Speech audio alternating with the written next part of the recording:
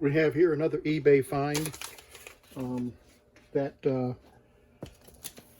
I have been looking for quite some time, and was finally able to pick this up. This is another reel-to-reel tape recorder that was featured on Gilligan's Island. And if you remember the episode with Tongo, and I'll be sprinkling in some photographs of Tongo, the Tarzan-like character that showed up on the island and could speak. He was an actor, Hollywood actor, but he was acting like he'd never spoken English or never met English-speaking people before, and was dressed like Tarzan. And in his experiment, he would chronicle his experience with those on the island, and he used this tape recorder. This tape recorder is a Telmar T100, and I don't know what condition it's in. I don't even know what's all included in this. I don't remember. It's been a while since the order was placed, but shipping is in pretty good shape here. They did a good job packing it, which is great. But the Telmar T100 is a reel-to-reel tape recorder, small portable device that you'll see is smaller than the video I just finished with on the Continental 101. Oh wow, that is pretty. Telmar 100, or Telmar T101, place for the microphone to be stored. Nice leather case. Actually is in excellent shape. The leather is in beautiful shape. And so there's an earphone jack here, microphone, volume, control, rewind, stop, fast forward, or play, play and record button. It's a little, I wonder what that's, probably from the tape recorder somehow or another. So let's open it up, take a look. Oh my. Another unique thing about this tape recorder, notice the speed. 15/16 of an inch. Almost 1 inch per second. The last tape recorder video that I did was 1 7/8. But this is just about as slow as it gets for the speed of tape recorders. And you know, typically the slower you go, the poorer the quality. But even with these tiny little reels, apparently you could get some pretty good record times on this tape recorder. And we'll look at the specs on this in a minute. But this is in pretty good shape. You can see here, it's complete. Don't see any cracks. The cover's still intact. Even the label here. There's no microphone with it, but I do have a microphone that I think will work nicely with this. Let's see if I've got one here.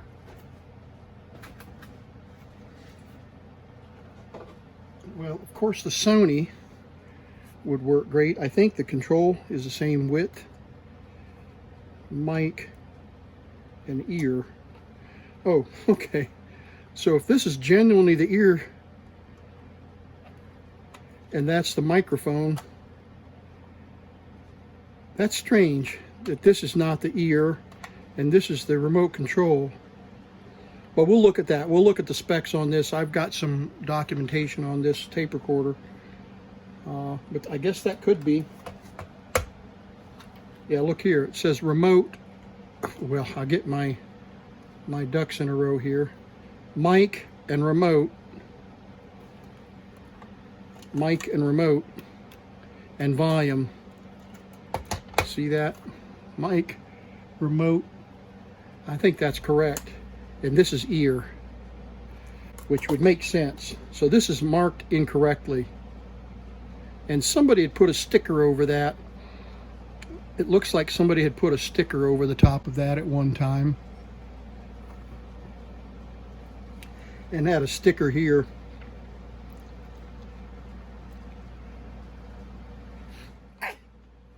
But we'll check it out. We'll put some batteries in it and see if we can get it to fire up. But this would be a good microphone. Don't know if it would fit in here. Yeah, it might be a little tight. Let me try one more.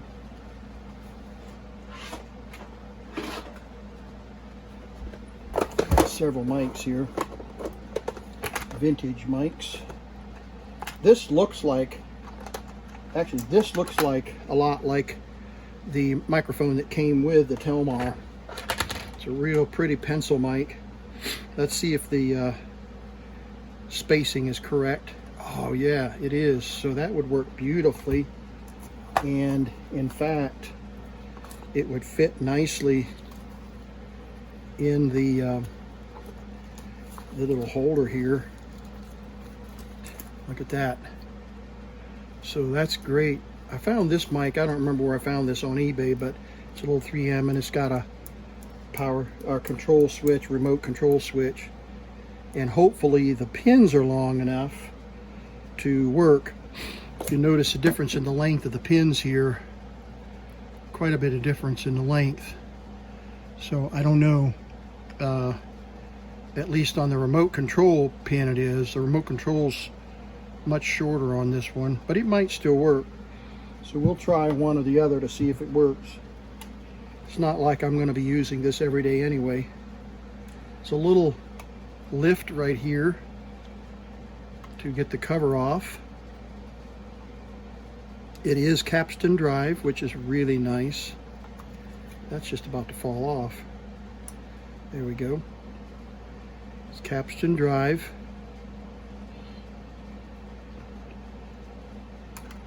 Curious if there's anything on this tape.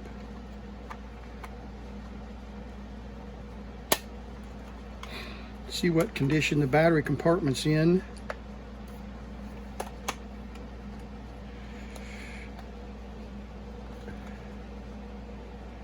Not sure how to take this off. There we go. Oh, it's got batteries in it.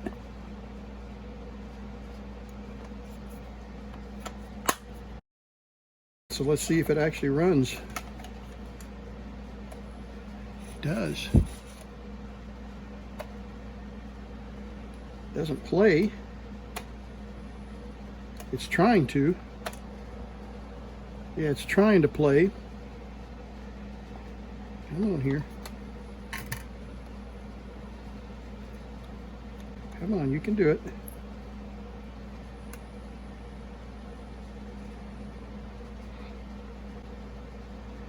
Let's turn the volume up. Let's turn down. There's turned up. All right, there is a little bit of sound coming through the amplifier.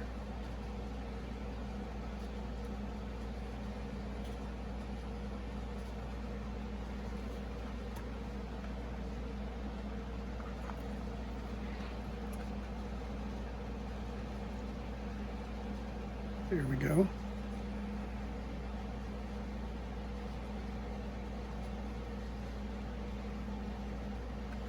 So it's moving barely. Rewind definitely works. But there we got a brake problem. See that? The brake is not catching it.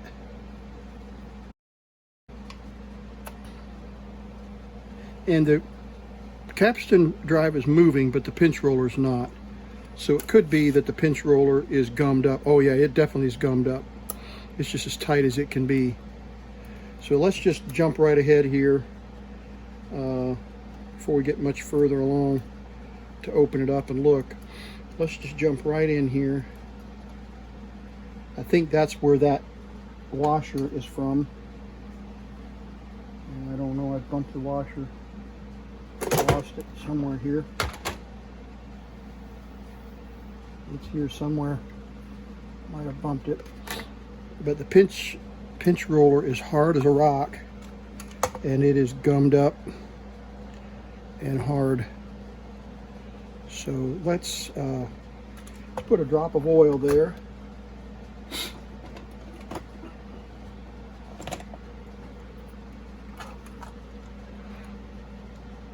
And we'll just consider this preliminary.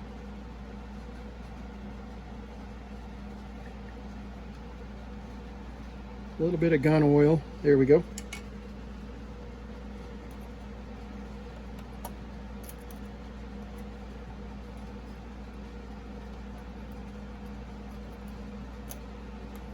All right, I know what the trouble is.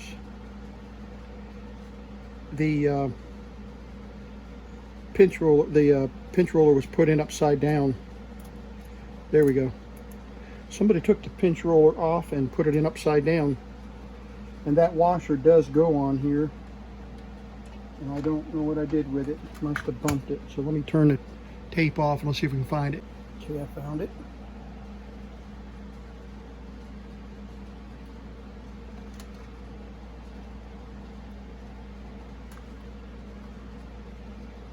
Go.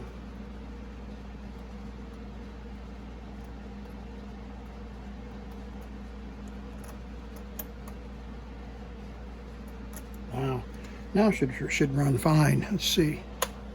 Yeah. Do we have any audio? I don't hear any audio. And you can see the pinch roller is still really hardened, so it's slipping on the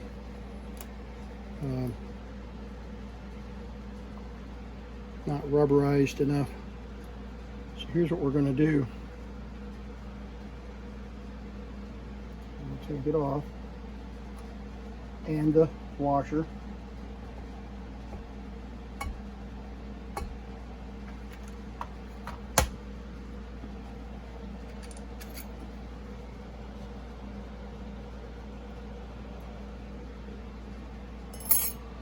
And we're going to wash it with Rubber Renew.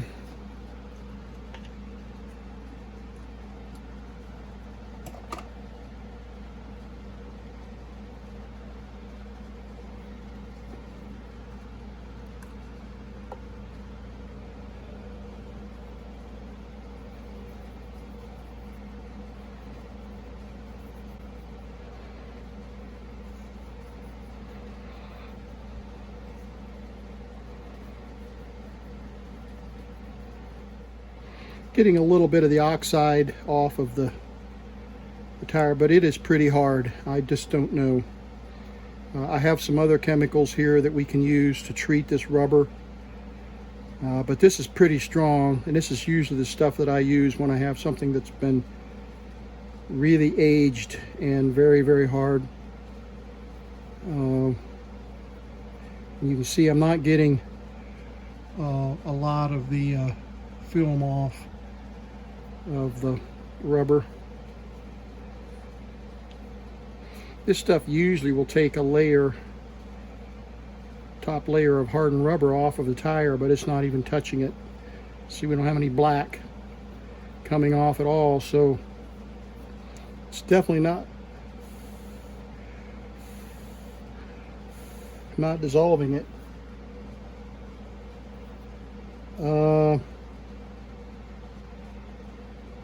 Let's do this. Let's try some other material here. I have some other pinch roller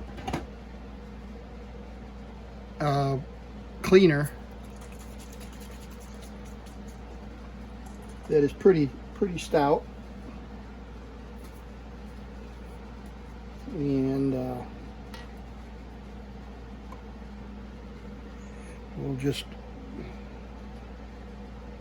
put a layer of this on. It's a little bit thick, as you probably can see in the camera.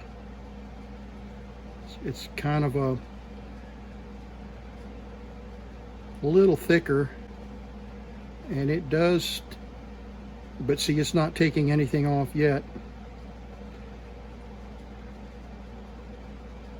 Not doing much.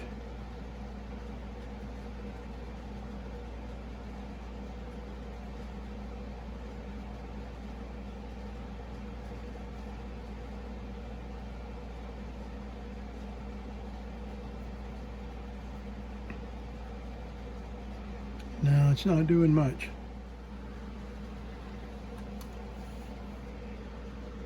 Let's see if this spins any better.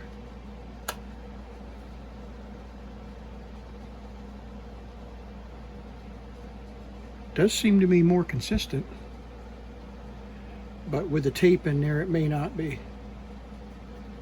So let's put the tape back.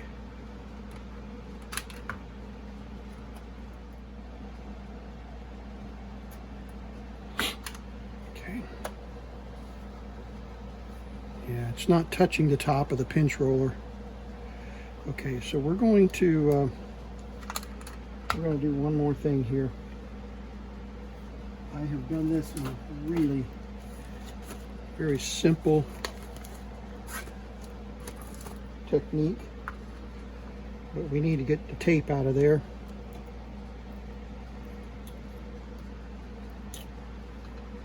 We'll do it on play. And we're going to run the file just to take the glaze off of that.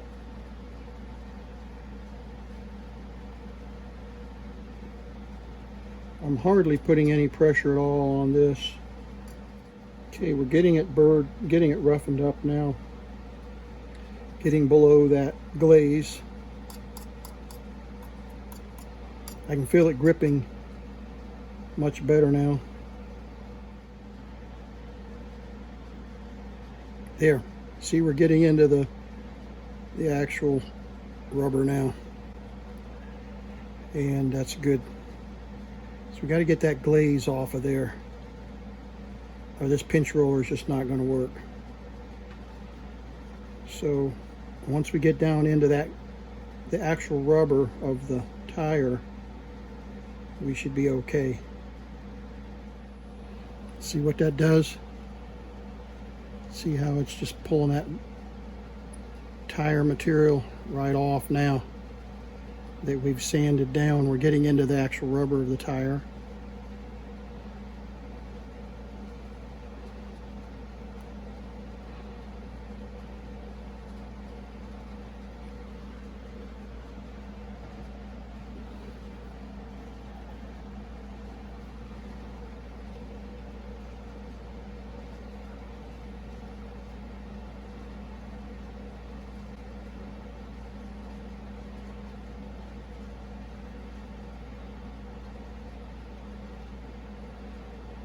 Definitely is taking off the layer of glaze. So now let's dry it out. Clean it up.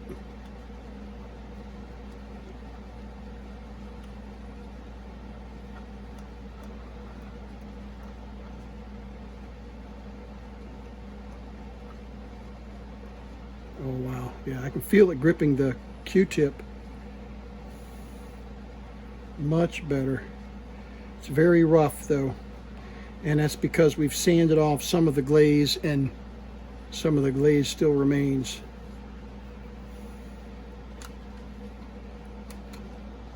Yeah, I'm not sure you're going to be able to see it in the video, but I'm going to hold it here and zoom in and let you see.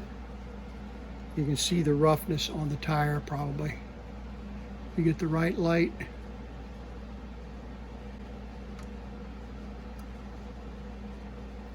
Okay, I'm just curious if this made any difference.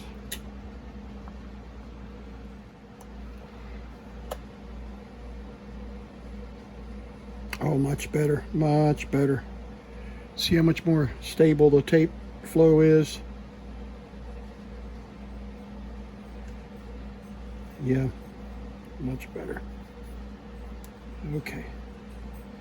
But no audio that I can hear anyway. Yeah, I'm not hearing any audio. So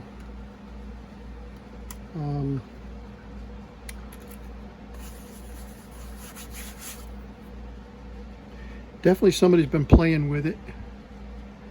Scratched that all up with a big screwdriver. So somebody's been in it and they cut the sticker, the seal here, they cut that. And there's 2 screws there. Missing a screw here.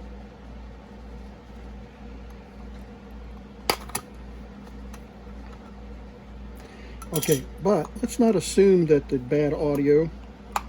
Let's assume that we got a bad connection. It only uses 4 AA's, but there's some corrosion on these terminals. And it could be that a couple of these batteries drive the amplifier and a couple of the batteries run the motor. So let's take the battery tester. Sorry about the noisy background. The air conditioner's running. It's pretty hot here. Okay, that's good. That's good. That's good. And that's good. That first one, yeah, they're all good. Okay, but we do have corrosion here. So we're going to take some apple cider vinegar, put just a little bit into the cap.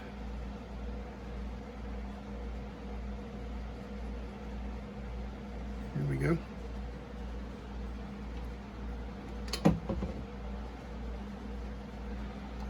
And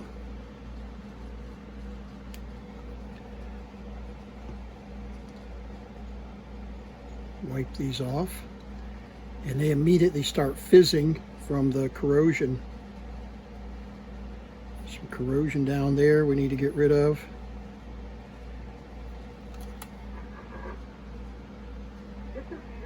And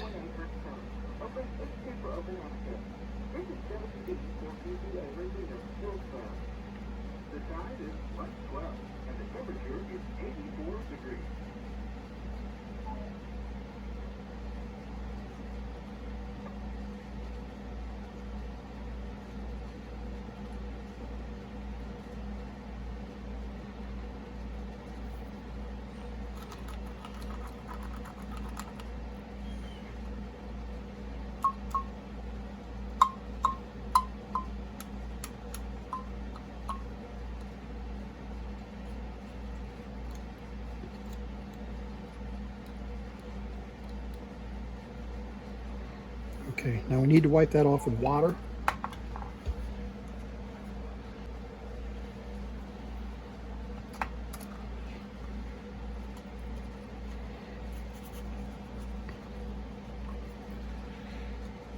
Just don't want that acid from the vinegar to do any further damage or corrosion control.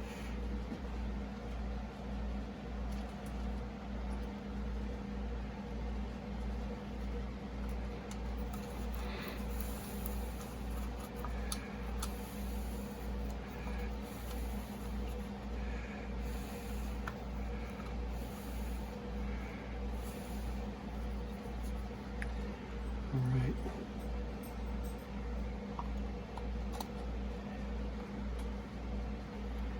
I'm going to test something here. We're going to put it on play, and we're going to put these batteries in here.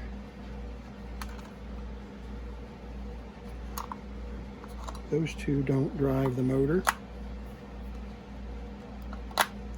and those 2 don't drive the motor.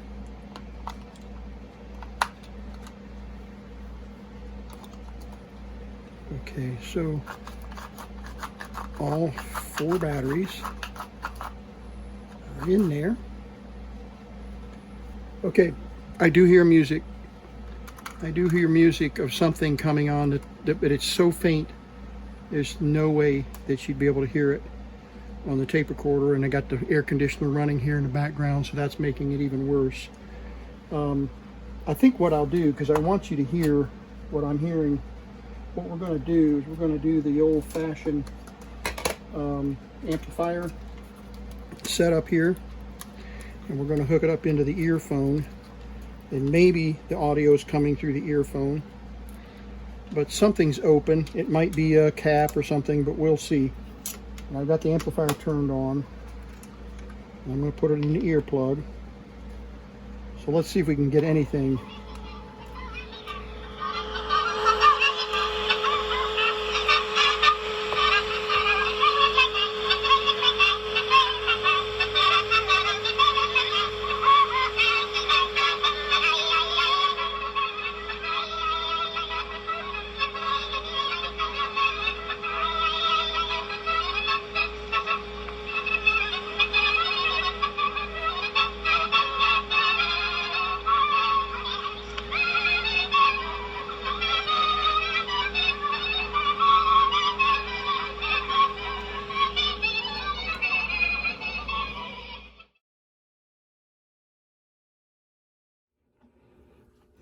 Okay, 38 minutes of tape per side.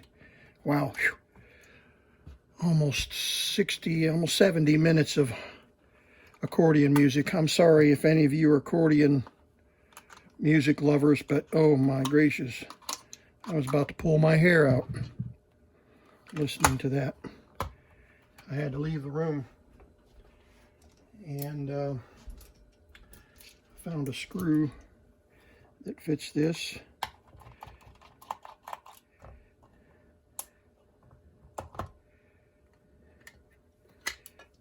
And these are Phillips.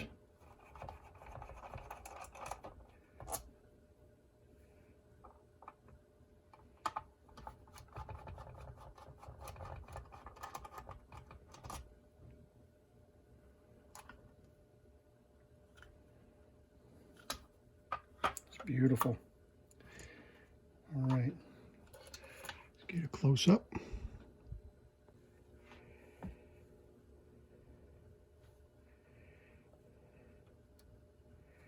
Power wires.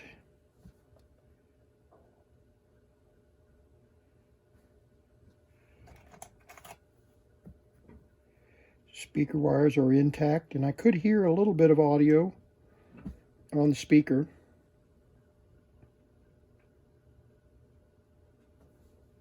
Two separate motors, looks like. Direct drive capstan motor right there, and a rewind and fast rewind motor here. Pretty sure that's the way it's set up, which is unusual, but they did that for precision. This has been through. People have been in this thing because there's a missing screw right here. Wondering if this is a speed control.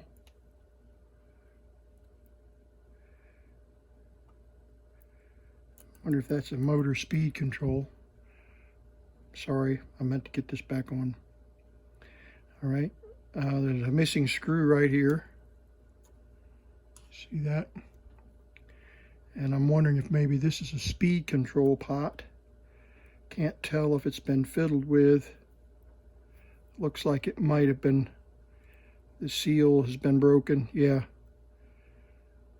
So we can adjust the speed if we need to. Obviously it was playing a little fast, and that's probably why it's 38 minutes instead of 45 minutes. Because the tape should be 45 minutes long, if I remember reading the specs correctly. All right.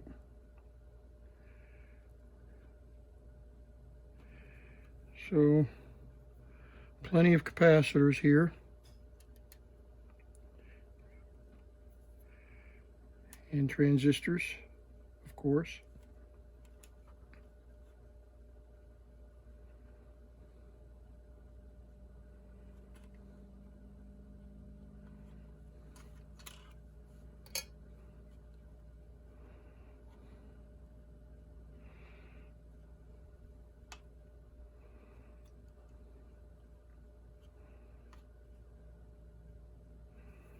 One screw here, one screw here.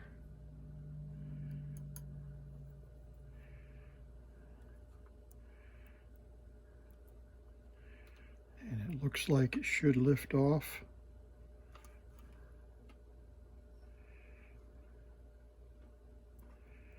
I'm curious. This looks like a microphone right here. Sure does. Looks just like a microphone. It might be a transformer, but it sure looks like a microphone element. It's probably just a transformer.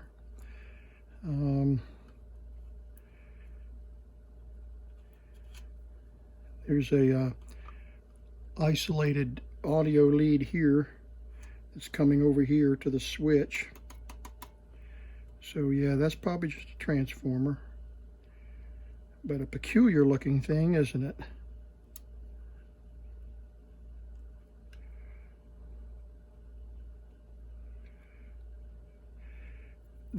The seal on these screws for the board, this seal doesn't appear to be broken, so they may have never had this board pulled up.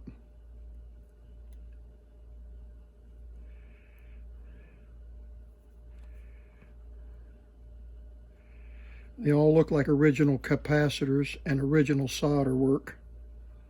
So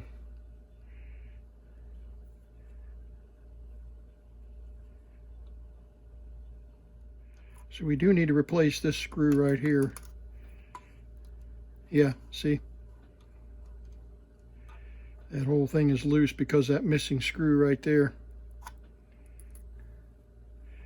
So we need to replace that. Record. Interesting how they use these standard switches and then incorporated some kind of a mechanical external button for it. I've seen that a lot in electronics of the vintage era. Okay. Well,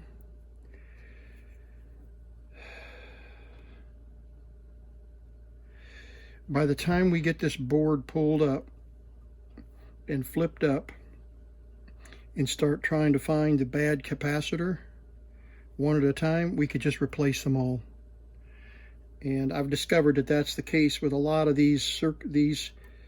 They're so fragile. The wiring is so fragile. You can see it's just so tiny that if you keep fiddling with it, you're bound to break something, and then it's quite a challenge. This is almost like it's scratching the wire here.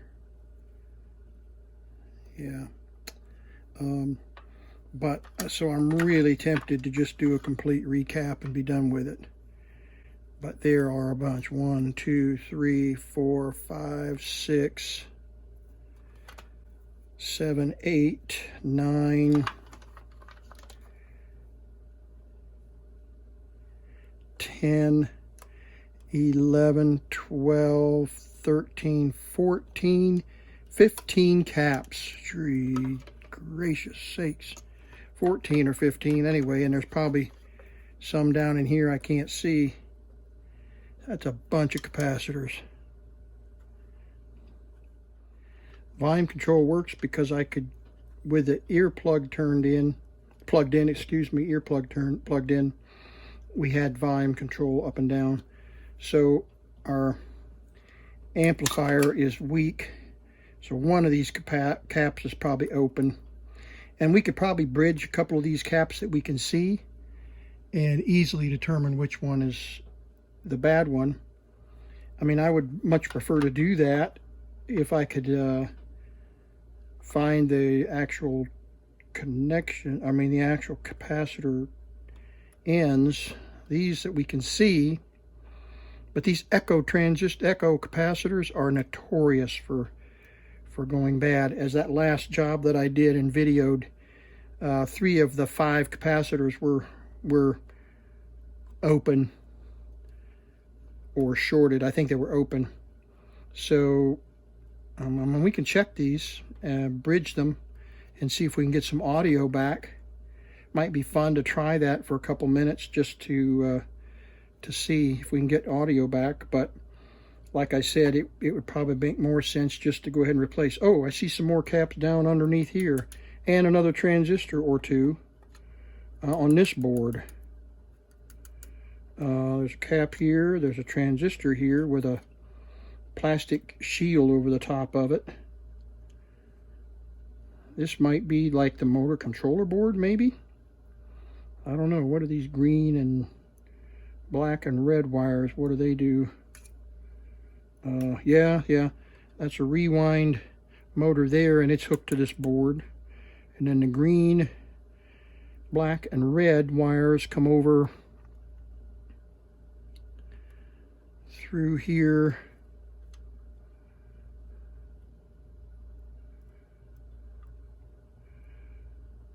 Underneath and come to the power switch for the motor. So yeah, that must be some kind of a specialized motor control circuit that controls the speed of the motor. So this may well be the motor speed control, which we're going to record on this tape and play back on this tape. So frankly, other than losing a minute or two of the entire tape, if I were using this machine to switch tape to tape on different machines back in the 60s, we would calibrate this correctly. But otherwise, I'm not going to fiddle with it, because anything that we record on this is going to record at the same speed that it plays back, or vice versa. It's going to play back on the same speed that it recorded. Hope that makes sense. I don't know if I said that correctly, but I think you know what I mean. Okay, so let's do this. Let's put the tape in. Let's put the tape back.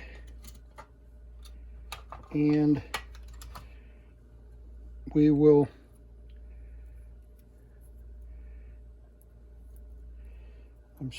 we'll be listening to, oh, and I forgot to mention, I did try to do a recording with a microphone, and it didn't work. I got a little bit of feedback, but very poor, very little, if any, actual recording of voice. So whatever capacitor or whatever is causing that, and again, we of course will automatically suspect bad capacitors. Whatever capacitor is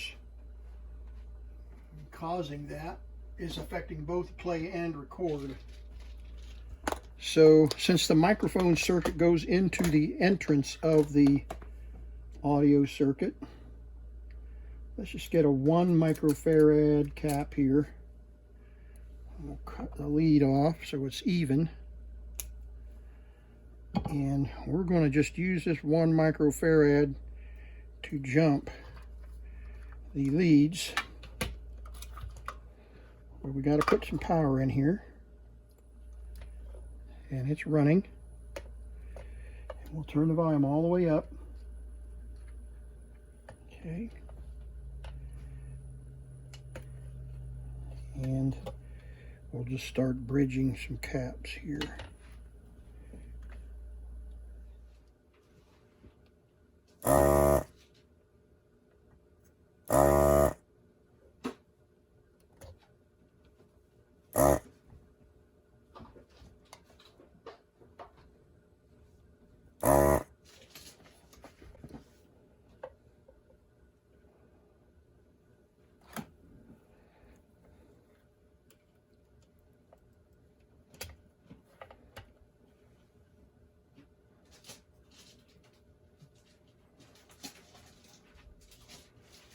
Two microfarad. So let's see here. 2.2. Yeah.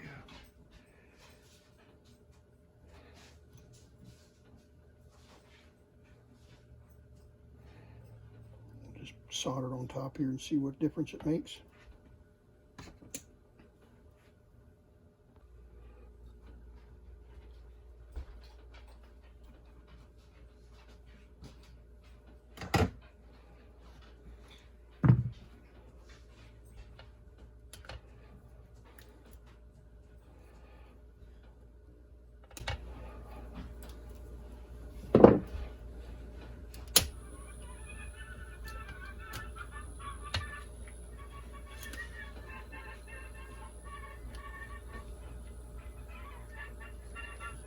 Okay, that got some audio into the first stage.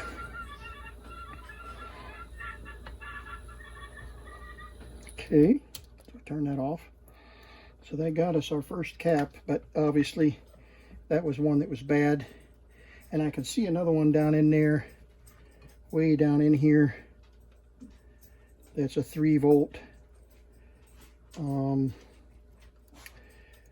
coupling capacitor that I can't get to, so we're going to have to pull these off. But that was the first coupling capacitor that was probably open. I don't know, we have enough lead on here to check it. I can try. I just don't think there's enough lead on there to test. Maybe there is, but we'll see. Yeah, 122 picofarads, so it's obviously pretty bad. So that was a bad one. So we can assume that the rest of these are in pretty poor condition. There's no reason for them to be in really great working condition. So we'll open this up and we'll just start working our way down here and replacing these caps if we can do it without disturbing things too much. Let's just see how this all will pan out. If this board will move around easily without too much frustration. Oh yeah. All right, but for safety, got a lock washer there. Let's get these batteries out of here before we short something.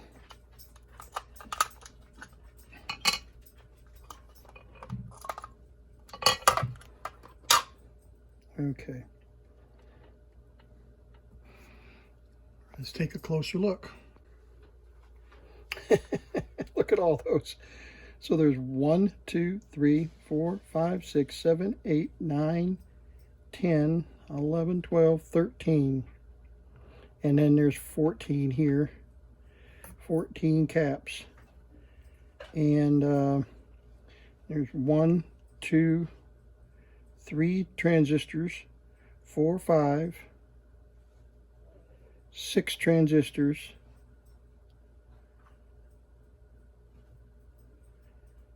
interesting. Okay, so we replaced this one, and this one couples the audio from the head to this first transistor right here, and then I think this is a bypass, and then this is a coupling transistor here, and then there are more coupling transistors to the, capacitors. So this is a coupling capacitor from the head, passes audio into the base of this transistor, and then the collector is connected to this one. The collector of this transistor is connected to this cap, and this cap sends the audio to this transistor. So this is the next offending, most likely the offending cap. So let's replace this one next and just see if it actually plays. That way we can confirm our diagnosis rather than just like replacing caps willy-nilly. Although we're going to replace caps willy-nilly. Which way does this cap sit in there? Okay, so the leads are this direction. That's another trick you can use. You probably already know that. But you can wiggle the cap back and forth to try to figure out which way the leads are configured on the circuit board. So we know the leads are here and here, here and here. Probably those two right there. So let's get those. Oops, turn my desoldering tool off. Yeah, those two terminals right there.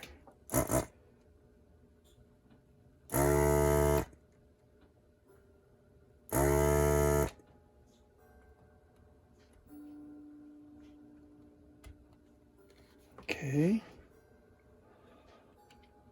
And we need to make sure we observe polarity.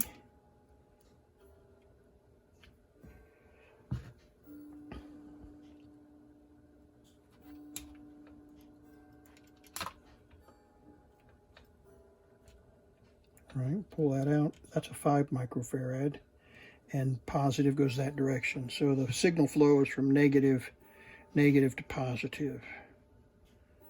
Okay. And just for giggles, let's see if we can put this one in the meter.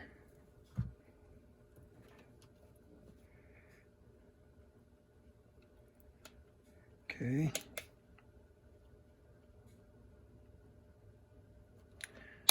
All right, let's see if that's going to give us the same reading.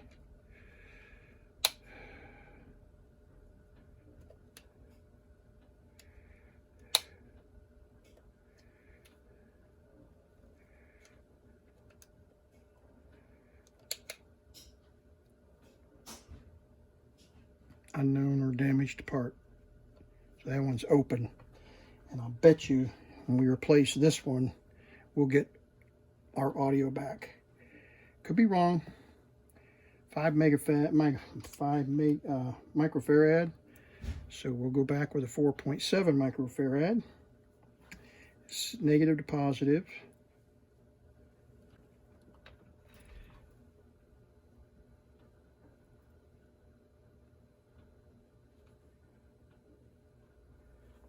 There we go.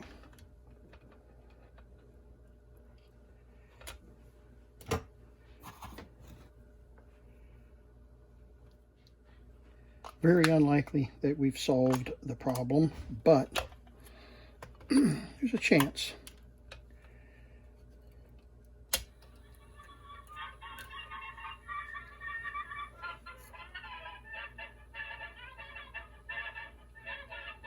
It's better, but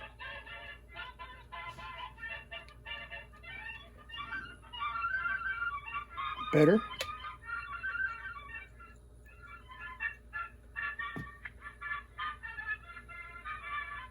Let's see, I bet it'll make a big difference in the ear. Oh yeah. All right, so we're getting there. That's full volume, by the way. And someone's singing with that. I didn't recognize that before. Okay, so let's kill the batteries again.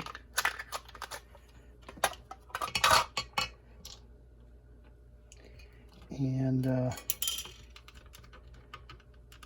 turn this amp off. All right, pull the board back up. Let's just keep right on going. We'll try to, I don't know the best we can, we'll try to start with just the coupling caps instead of the bypass. So we replace this input, this cap between the 2 transistors here.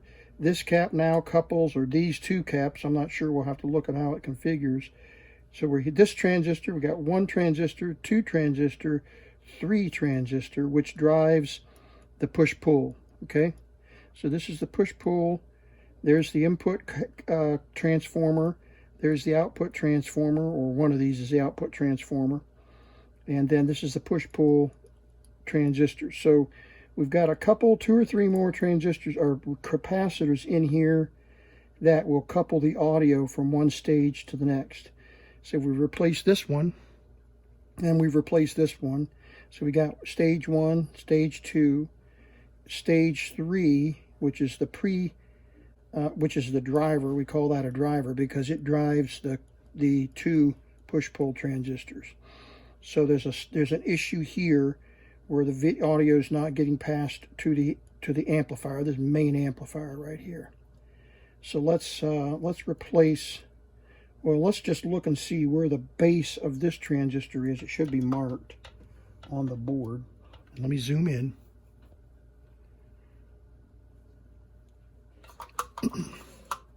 Transistor. Yeah, I can't make out those. Here I could, collector base, I mean base emitter collector. And then there's a collector there. I think we got it. Yeah, it's falling out. Yep. Like a loose tooth. There we go. Pull that loose tooth. 5 microfarad. Got long leads on this one, so we should be able to test it. So let's do it.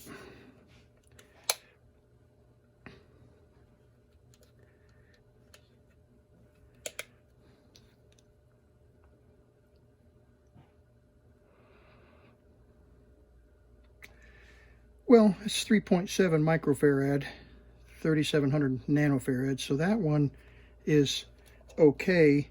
But look at the ESR, it's less than an ohm. Well, no, it's 140 ohms, 0.14 k ohms. So definitely not a good cap. And it's 5 microfarads, so we'll go with 4.7 again. 4.7. And just so you guys that are not real familiar with the resistance of a capacitor, we're going to put this in here, and I want you to see how this one reads. We'll probably read 4,700 nanofarad. Yeah, 4,200 nanofarad. But notice the ESR is 5 ohms instead of 140 ohms. So that was a lot more resistance. All right, so positive was that direction. So negative goes in this direction. All right, so you're tracking with me on following the circuit and the errant components. We're checking them, being systematic with our troubleshooting. We're not just doing random cap replacement, although I suspect it's going to be wise to replace them all. Put our batteries back in.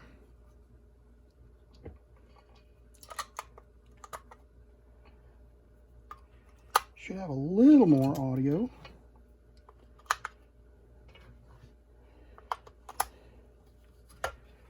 Okay.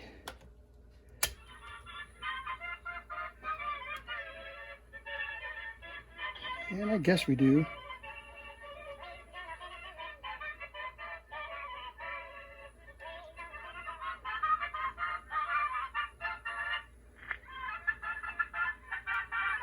All right, so now there's another cap in the string. So let's just keep right on going with these coupling capacitors.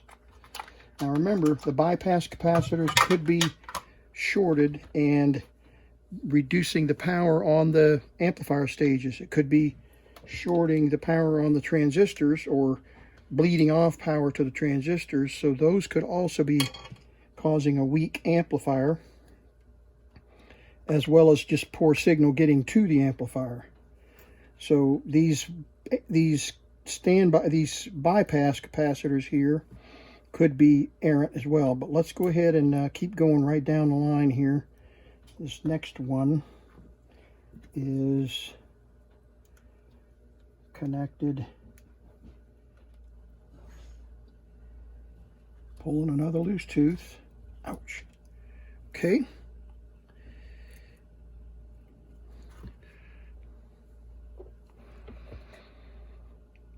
Check it on the handy dandy capacitor tester.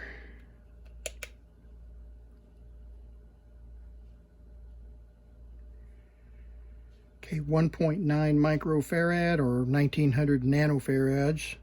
So a 2 microfarad, but look at the ESR.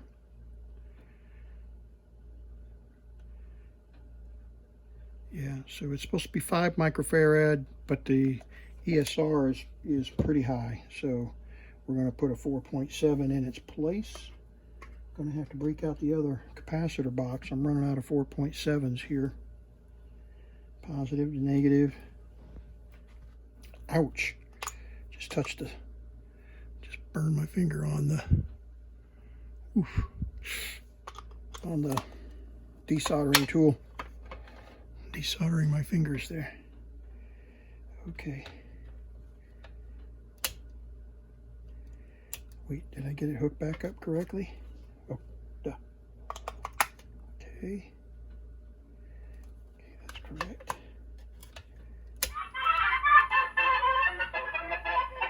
Making great progress.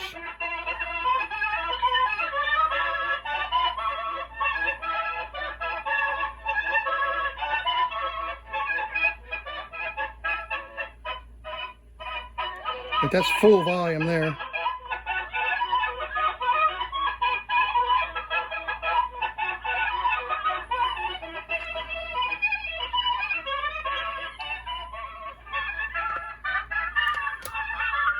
Okay, come on here. There we go. So, making progress here. And you can see that the capacitors test capacitance, test close to their value, but the ESR is quite a bit off. So the AC resistance that it presents into the circuit is high, so it's still going to block the signal and reduce the signal. All right, so let's pull the batteries out again and let's look at the circuit one more time. We're gonna keep going. I think I'm gonna go ahead and replace these other caps. I don't know. I think we've about got the audio where it belongs, but let's just take a look and see if there are any other of those 5 microfarad coupling caps that could be errant. So we replaced 1, 2, 3, 4 caps here. I'm sorry, get into the video here. The signal comes in through this lead right here. See, switched into the play. The heads come in. They connect right here, jump straight through this cap into this first transistor, first stage. Then they go through the first stage transistor. They're coupled to the second stage with this capacitor to this transistor, coupled to the third stage through these two through caps. One I think is a bypass, but this definitely was one that goes straight to this driver right here. And this driver then is connected to the push-pull through a resistor and a thermistor. And the thermistor helps adjust for temperature variations to keep this high gain amplifier stable. So it helps prevent oscillation, and I think there's some other things that thermistor does. You will almost always see a thermistor in a push-pull transistor configuration like this. You will see this funny looking device right here. But there's another that's a 30 microfarad cap. This is a 30. This is a 30. So these are bypass and filter caps that may or may not impact the audio, but we're going to go ahead and replace all of these since we've got the board off, and we'll just see if we get any improvement in gain. I think we're getting close. I don't think it's full volume yet, but I think we're getting pretty close. If we can get all of these on this side of the board, on this side of the amplifier replaced, then I think we may have things pretty well in hand, that is. So let's go ahead and replace these bigger caps, and then I'm just going to do those all at once off camera, and then we'll play it back and see if it makes any difference.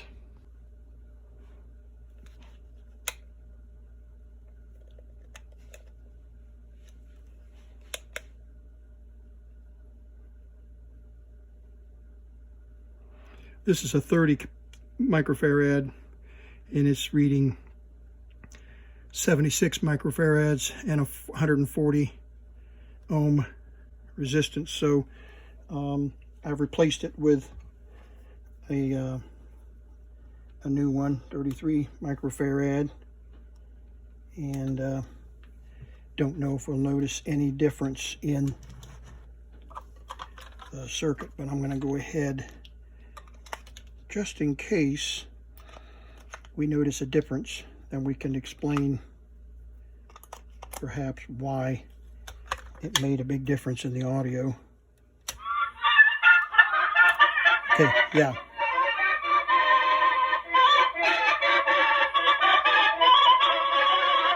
Okay, yeah, definitely getting an audio back.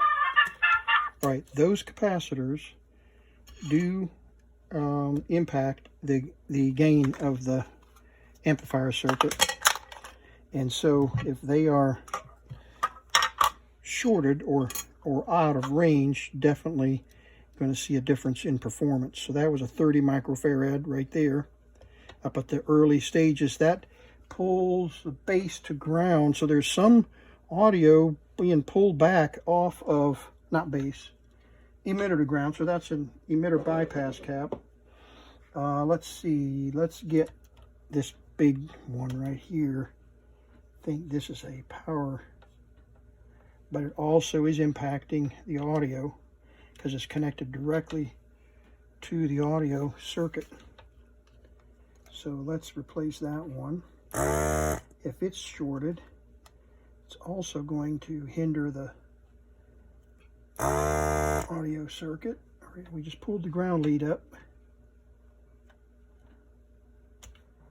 There we go.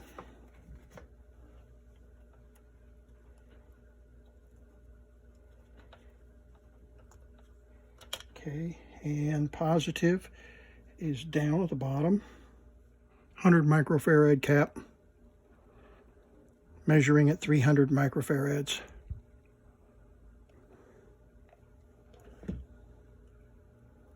So all the 100 microfarad caps were bad too. And the ground, the plus is hooked to the ground. So let's go with 100 microfarad here. 16 volts.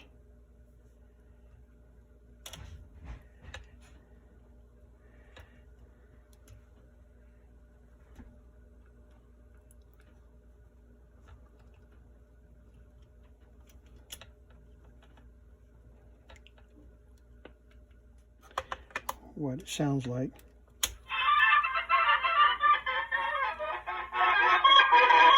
Yeah, it's even louder.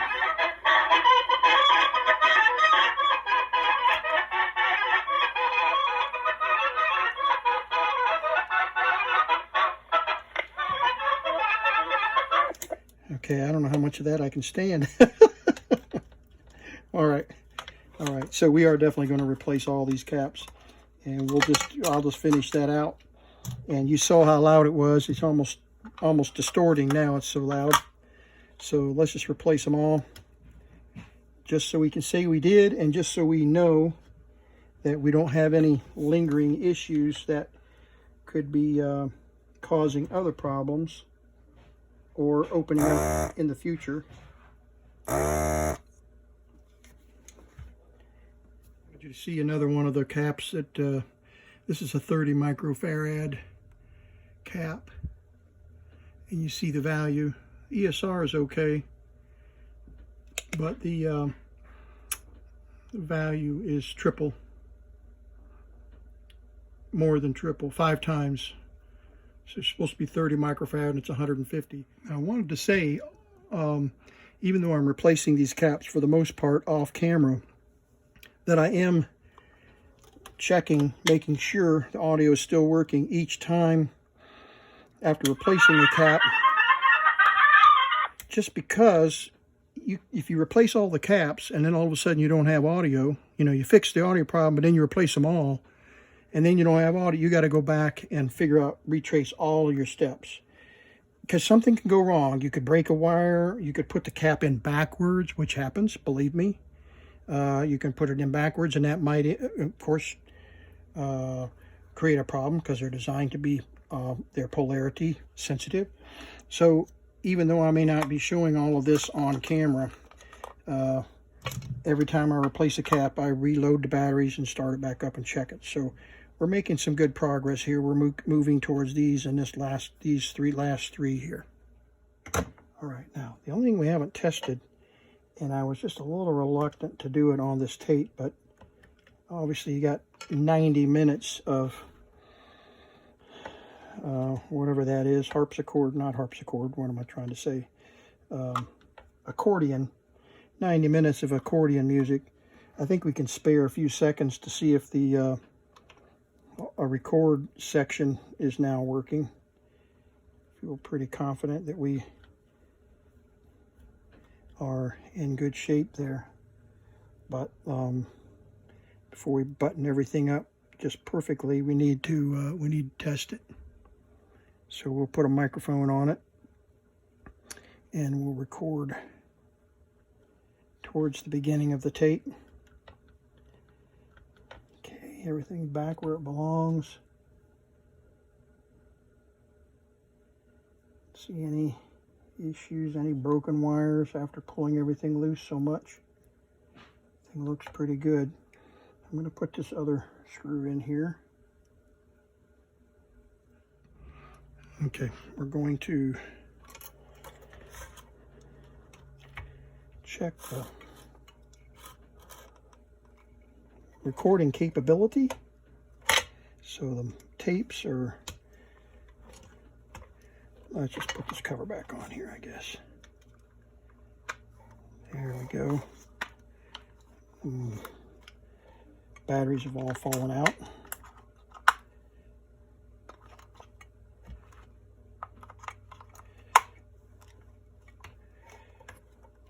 Okay. There we go. We'll set the volume to full on. Go to record. We're right in the middle of all of this music. So we got it on record now. And turn the tape on. Okay, we're recording now on the Telmar. We got the volume turned all the way up, and I'm actually talking rather quietly into the Telmar 1516T-100 tape recorder. Okay. Rewind. Doesn't have to take much.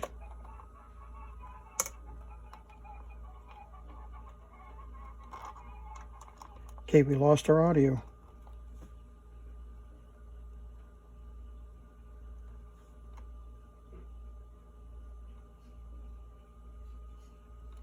Lost our audio. Why did we lose our audio?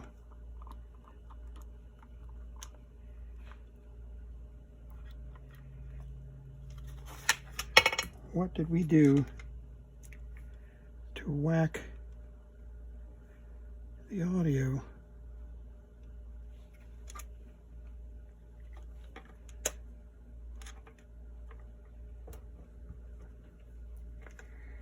One cap might have messed that up.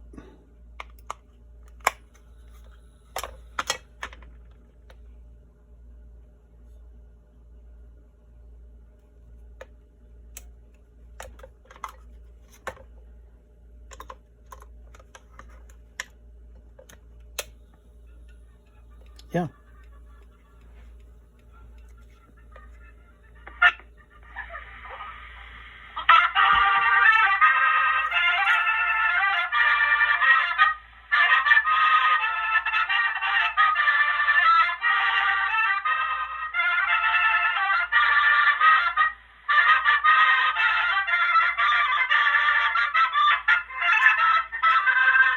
Okay, I'll show you what happened here. This is why you have to be really careful when you're working on this stuff.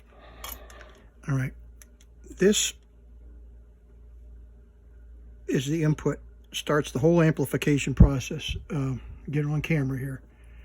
The whole amplification starts right here. This lead right here is what brings the signal into the amplifier board. So all this is the amplifier. One little tiny hair of this ground wire right there was shorting on, and remember I had this lead off and I had audio every time, but when I put it all back together, this lead came over here and shorted out the audio. So I'm just going to trim that lead.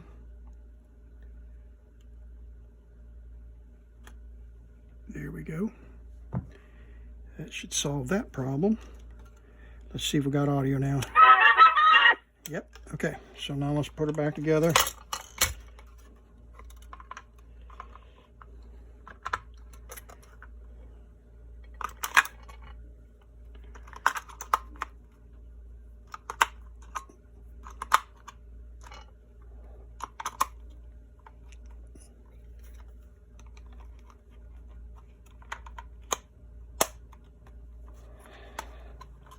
Okay. Still play. Good grief, that's loud. We're going to turn the volume way up. We're going to do record. Try this record again. Okay, we're recording once again here, and hopefully I've got the volume turned all the way up as high as it will go on this microphone. And we're going to turn it down to number 3. Now we're going to go down to number 2. Now we're going down to number 1. And then we're going to move on down to 0. Back up to number 1. Back up to number 2. Back up to number 3. And then all the way up to full volume. So let's test this, play this back. On this microphone. And we're going to turn it down to number 3. Now we're going to go down to number 2. Now we're going down to number 1.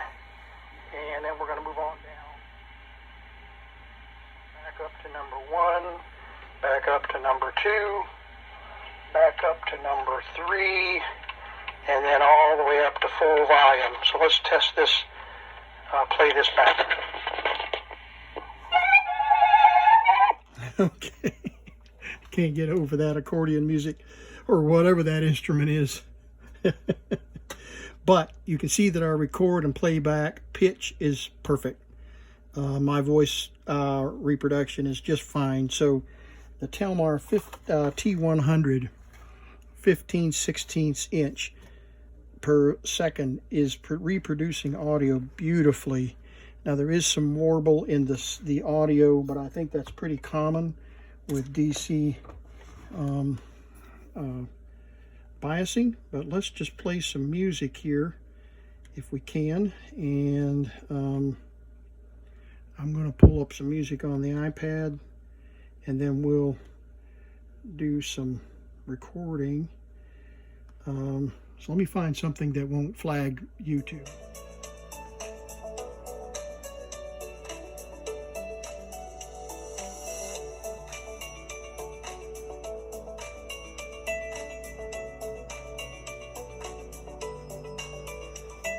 All right, let's see how that sounds. Rewind.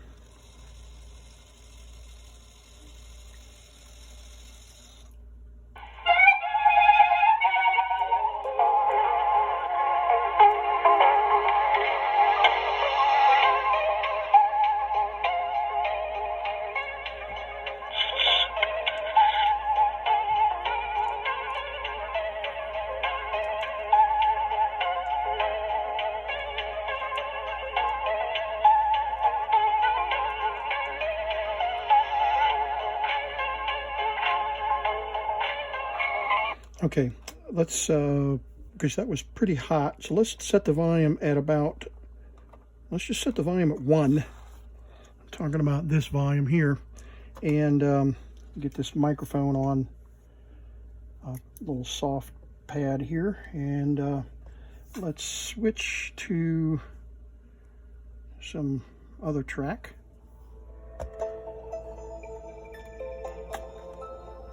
Okay, we're recording now.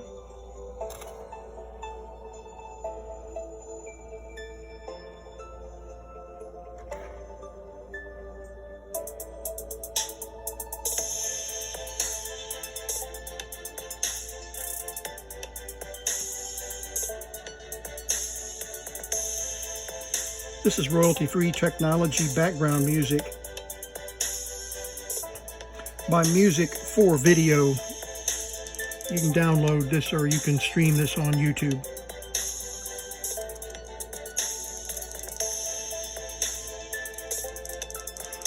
Okay, let's switch tracks.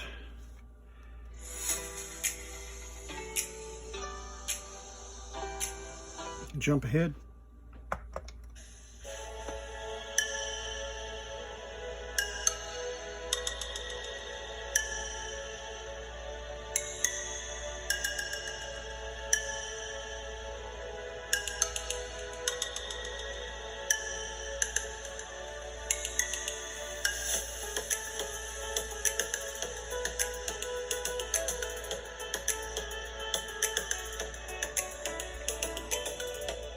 Let's see how that sounds.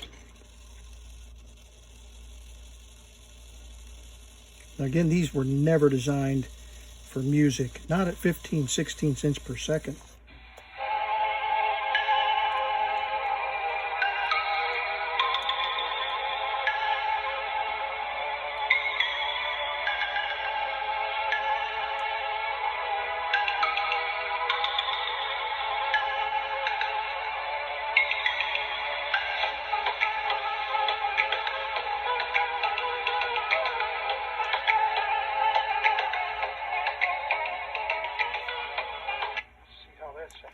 Okay, not bad at all. Very pleased with the result, especially considering the speed of the tape.